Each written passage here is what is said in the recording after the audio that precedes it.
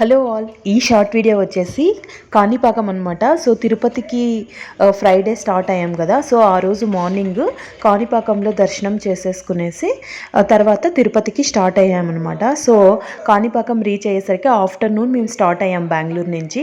So వెళ్ళిన వెంటనే reach అయ్యేసరికి ఒక 5 o'clock అలా అయింది.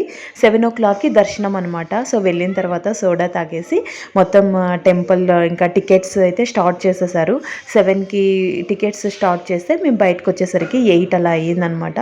సో ఇంకా తర్వాత ఇంకా మంచిగా దర్శనం చేసేసుకునేసి, అలాగే కార్తీక మాసం కాబట్టి దీపాలు కూడా ముట్టించాము.